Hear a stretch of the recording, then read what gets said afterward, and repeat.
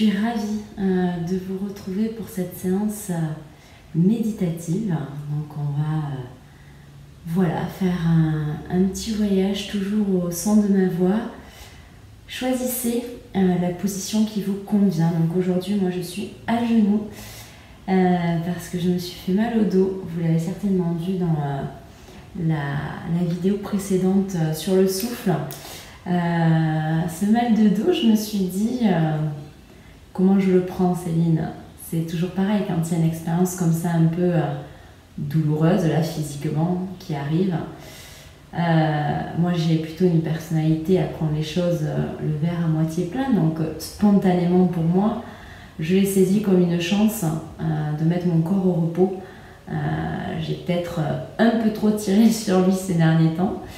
Et il m'envoie un message subtil que je prends comme une grande chance parce que peut-être que ça aurait pu être plus grave en fait si je ne m'étais pas écoutée et reposée. Donc je fais des vidéos du coup méditatives. Je vais en faire quelques-unes ces prochains jours pour mettre mon corps au repos.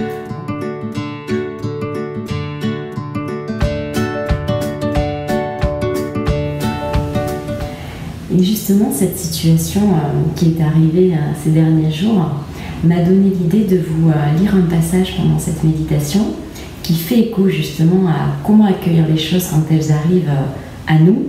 Est-ce que c'est une chance? Est-ce que c'est une malchance? Comment réagir? En tout cas, comment accueillir? Je préfère le mot accueillir. Et en fait, je vais m'inspirer d'un livre que j'ai beaucoup aimé qui s'appelle Kilomètre Zéro, le chemin du bonheur. Ce livre va être un peu le fil conducteur des prochaines méditations. Je partagerai peut-être d'autres passages parce qu'il a été très enrichissant pour moi.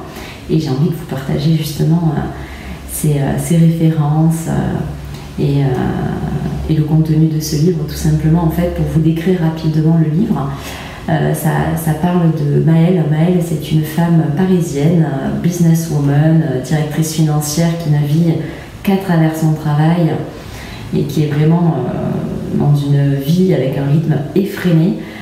Peut-être ça évoquera un rythme à certains d'entre vous. Et l'idée, c'est qu'elle va rencontrer une de ses amies qui est souffrante d'un cancer. Et cette amie lui demande à Maëlle de partir au Népal chercher un manuscrit qui va l'aider et peut-être lui sauver la vie. Donc là, Maëlle, elle est un peu dans une vie parallèle parce que là, il y a sa vie à 100 000 km/h et là, il y a le moment qui s'arrête où, question de vie ou de mort, il faut qu'elle aille au Népal chercher ce manuscrit. Et donc, on va suivre Maëlle au Népal, qui au départ pense partir pour quelques jours et qui finalement va faire un plus long chemin. Et ce chemin va être clairsemé de toutes ces expériences qu'elle va avoir et qui vont faire écho à sa vie effrénée parisienne et qui vont se retrouver dans ces montagnes népalaises un peu mises en suspens. Et Shanti, son guide avec ses porteurs, son équipe qui l'accompagne dans ces montagnes chercher le manuscrit. Shanti, c'est pas par hasard qu'il s'appelle Shanti. Shanti en sanskrit ça veut dire paix, donc qui va lui apporter, je pense, en tout cas c'est mon avis, cette paix intérieure. Donc ce que je vous propose c'est de vous partager un de ces passages pendant cette méditation. Donc installez-vous confortablement, fermez les yeux si vous le souhaitez. Encore une fois, vous pouvez garder vos yeux ouverts, mais vraiment le regard posé vers le bas sur le premier point qui vous vient. Le menton est légèrement ramené contre la poitrine, vers la poitrine. Quand je dis légèrement, c'est légèrement. Vous essayez d'allonger votre colonne, toujours dans cette idée que ce fil invisible tire le sommet de votre tête et va vers le bas pour amener vos fesses un peu plus dans le sol, dans la terre. Prenez le temps de respirer. Prenez le temps de vous accueillir ici et maintenant. De proposer à votre mental ce voyage vers ici, vers ce moment présent. Vous pouvez dessiner un sourire sur votre visage. Vous pouvez envoyer aussi ce message positif qu'est ce moment important que vous prenez pour vous. Si toutefois il est décidé de vous amener ailleurs, vers ce que vous devez faire, vers ce que vous devez accomplir après ce moment, essayez de revenir au son de ma voix. Essayez de revenir à ces sons qui arrivent à vos oreilles. Essayez d'amener votre attention sur ma voix.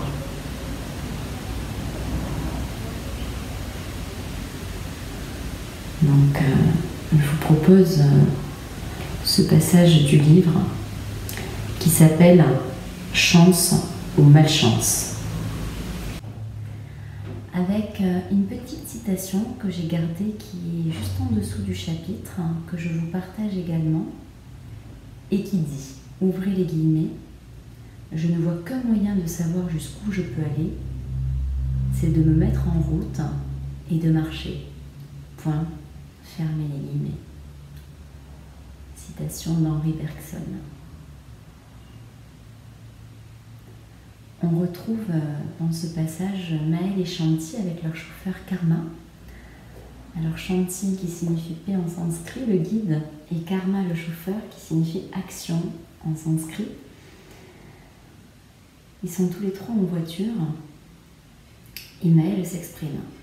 Dans un pays comme le Népal, il est facile pour moi de constater la nouveauté, puisque rien ne m'est familier. Ce qui est plus difficile, c'est de ne pas le critiquer, ce pays. Parce qu'immédiatement, je compare avec ceux que je connais. Je me rends compte que j'ai mis un commentaire sur tout. Et Shanti de lui répondre. C'est que ton cerveau a besoin d'être rassuré. Comme tu l'as compris, la nouveauté fait peur à ton ego, qui critique et se sert de tes facultés mentales pour comparer afin de se rassurer en te ramenant dans sa zone de connaissance. Oublier tout ce que tu as appris implique qu'il ne t'est plus possible de rapprocher quoi que ce soit. Tu restes ainsi en observatrice de ce que tu vois. Tu ne peux plus juger, puisque rien d'autre n'existe que ce qui est. Il n'y a plus de connu ou d'inconnu, il n'y a que des images qui passent devant tes yeux. À quoi ça sert, Shanti ? À ne pas te laisser envahir par des pensées polluantes qui t'empêchent d'apprécier le moment présent. Lorsque tu les élimines, plus rien ne peut atteindre ton bien-être. Et au même moment, la narratrice qui est Maëlle nous raconte. Au même moment, une voiture nous fit une queue de poisson. Karma pila, notre chauffeur, mais il s'en fallut de peu pour qu'elle nous percute. Le chauffeur nous fit un signe injurieux dans son rétroviseur central et s'enfuit avec la même imprudence, slalomant entre les véhicules. « Regarde-moi cet abruti, comment peut-on garder son calme ?» vociférai-je. « En plus d'avoir tort, il nous insulte, c'est un comble. » Mes deux accompagnateurs ne pipèrent mot. Karma se remit de ses émotions et inclina sa tête de droite à gauche, encore sous le choc. Shanti, perplexe, pensa à haute voix. « Je suis surpris des hasards de la vie. Nous venons de vivre l'illustration même de ce que je voulais t'expliquer. » « Oui, en voilà un exemple parfait, dit Maëlle. Ce type a troublé ma quiétude par son comportement stupide et irresponsable, et il a eu le culot de nous insulter au lieu de s'excuser. C'est typiquement une situation qui me met en colère. Il y a de quoi, il me semble. » Et Shanti de lui répondre. Imagine que cet homme ait une raison valable de rouler à cette vitesse en prenant des risques. Il peut avoir reçu un appel, urgent peut-être, de sa femme, qui est peut-être en train d'accoucher, son enfant qui est tombé malade.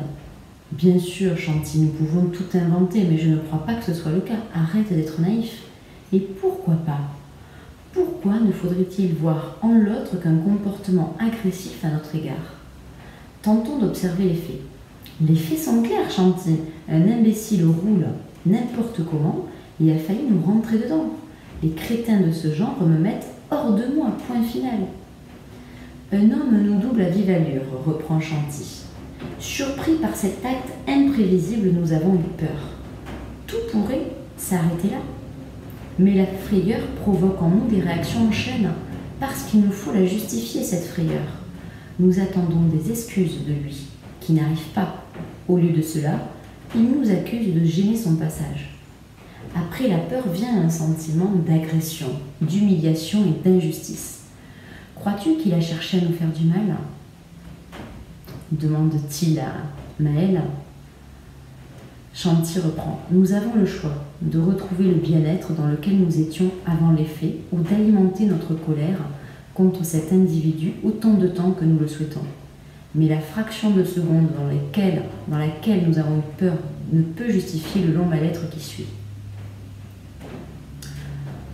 Je ne suis pas sûre de comprendre, je suis en colère, c'est normal, non? Nous sommes seuls responsables de l'état d'esprit dans lequel nous décidons de vivre à chaque instant. Le calme de Chanty m'insupportait. J'enlevais mon pull, la chaleur m'étouffait. Alors, que devrais-je faire selon toi?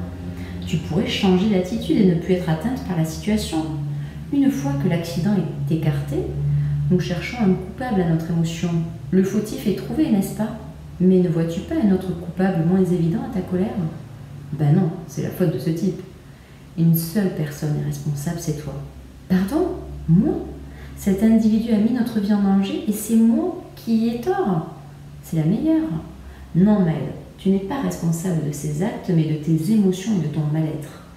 J'ai ressenti comme toi la peur de l'accident, mais j'ai cherché à contrôler mes pensées pour ne pas me laisser submerger par des sentiments négatifs qui se retourneraient contre moi. C'est ainsi que j'ai retrouvé mon équilibre. Si nous admettons que le bonheur prend naissance en nous et que rien ne peut le déséquilibrer, nous verrouillons l'accès aux situations extérieures toxiques. Nous observons sans y ajouter de pensées polluantes. Maëlle prenait conscience qu'il était possible de se sortir de toute situation douloureuse en changeant d'état d'esprit et en admettant sa responsabilité dans la prolifération de ses émotions venimeuses. Pas facile, de descendre de son piédestal, mais Chanty avait raison.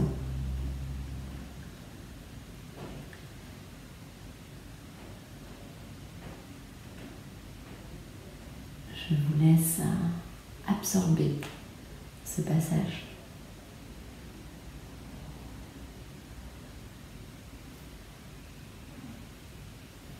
Ce passage qui nous amène justement à savoir comment accueillir des situations extérieures qui peuvent soit nous envahir, soit nous enrichir, ou tout simplement les accepter telles qu'elles sont. Au moment où nous laissons Maëlle et Chanty avec leur chauffeur, ils réalisent quelque temps plus tard qu'à cause de cet incident, ou grâce à cet incident de la route, ils ont loupé une bifurcation.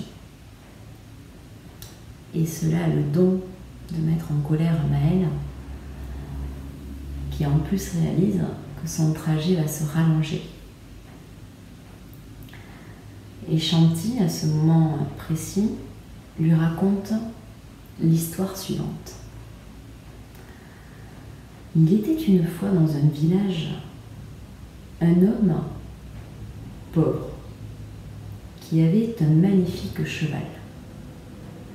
Le cheval était si beau que les seigneurs du château voulaient le lui acheter. Mais l'homme refusait sans relâche. Pour moi, ce cheval n'est pas un animal. Ce cheval est un ami. Comment voulez-vous vendre un ami? Un matin, il se rendit à l'écurie et le cheval avait disparu. Tous les villageois lui dirent: « On t'avait averti, on te l'avait bien dit. Tu aurais mieux fait de le vendre. Maintenant, on te l'a volé. Quelle malchance !» Et le vieillard répondit: « Chance ou malchance? Qui peut le dire? » Tout le monde se moque de lui. Mais quelques jours plus tard, le cheval revint avec toute une horde de chevaux sauvages. Il avait fugué et séduit une jument. Il rentrait avec le reste de la troupe. Quelle chance, s'exclamèrent les villageois. Le vieil homme et son fils se mirent au dressage des chevaux sauvages. Mais une semaine plus tard, le fils se cassa une jambe à l'entraînement. Quelle malchance, dirent les villageois. Comment vas-tu faire, toi qui es déjà si pauvre, si ton fils, ton seul support, ne peut plus t'aider? Le vieil homme répondit: Chance? Malchance? Qui peut le dire? Quelque temps plus tard, l'armée du seigneur du pays arriva dans le village et enrôla de force tous les jeunes disponibles, sauf le fils du vieil homme, qui ne put partir avec sa jambe cassée. « Quelle chance tu as! Tous nos enfants sont partis à la guerre et toi tu es le seul à garder ton fils auprès de toi. Les nôtres sont peut-être en train de se faire tuer. » Le vieil homme répondit: « Chance, malchance, qui peut le dire ?»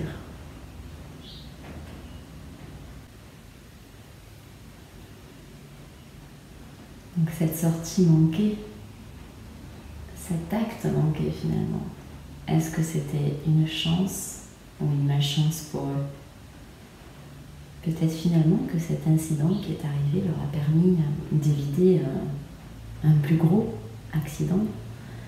Et peut-être finalement cette nouvelle route qu'ils empruntent va leur permettre de rencontrer des paysages incroyables qu'ils n'auraient peut-être pas vus s'ils avaient emprunté le chemin habituel.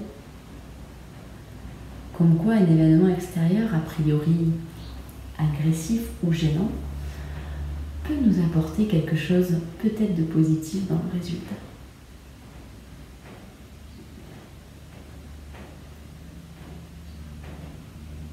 Je vous invite à suivre ma voix pour vous raccrocher à ce son qui tout au long de la méditation a été votre fil rouge.